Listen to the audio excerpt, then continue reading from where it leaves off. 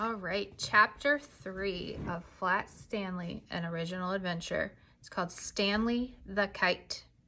Mr. Lambchop had always liked to take the boys out with him on Sunday afternoons to a museum or roller skating in the park, but it was difficult when they were crossing streets or moving around in crowds.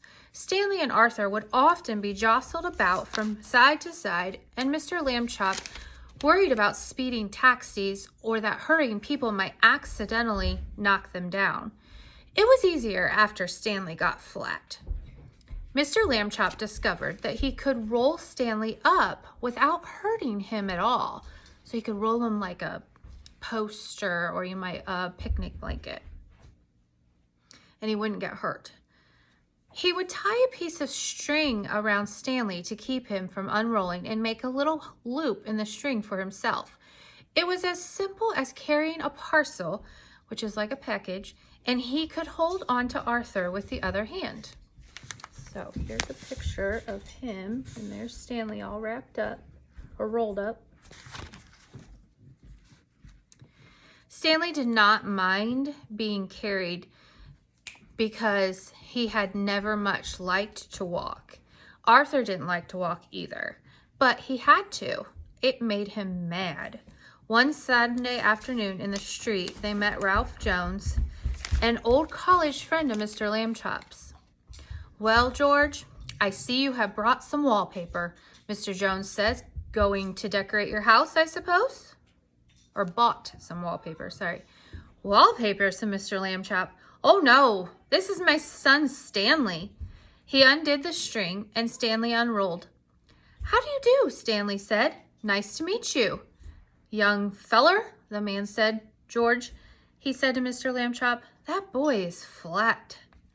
"Smart too, Mr. Lambchop," said Stanley Stanley is third from the top in his class at school.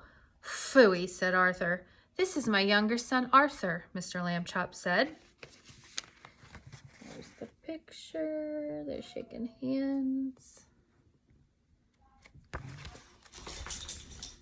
"This is my younger son Arthur," Mr. Lambchop said, "and he will apologize for his rudeness." Arthur could only blush and apologize. Mr. Lambchop rolled Stanley up again and set out for home. It rained quite hard while they were on the way. Stanley, of course, hardly got wet at all, just around the edges, but Arthur got soaked. Later that night, Mr. and Mrs. Lambchop heard a noise out in the living room. They found Arthur lying on the floor near the bookcase. He had piled a great many volumes of the Encyclopedia Britannica on top of himself. Those are usually really thick, heavy books. "Put some more on me," Arthur said. So here's Arthur stomping home mad, getting wet.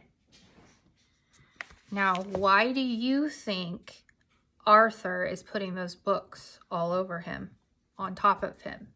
Think about it.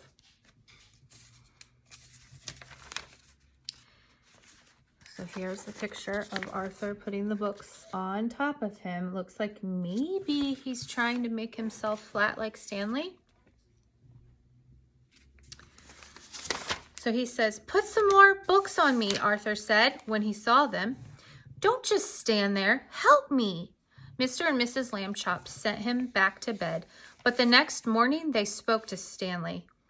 "Arthur can't help but be jealous," they said. "Be nice to him. You're his big brother after all." The next Sunday, Stanley and Arthur went to the park by themselves. The day was sunny, but windy too, and many older boys were flying beautiful, enormous kites with long tails made in all the colors of the rainbow. Arthur sighed. "Someday," he said, "I will have a big kite, and I will win a kite flying contest and be famous like everybody else. Nobody knows who I am these days." Stanley remembered what his parents had said. He went to a boy whose kite was broken and borrowed a large spool of string. "You can fly me, Arthur," he said. "Come on." He attached the string to himself and gave Arthur the spool to hold. He ran lightly across the grass sideways to get up speed, and then he turned to meet the breeze. Up, up, up went Stanley, being a kite.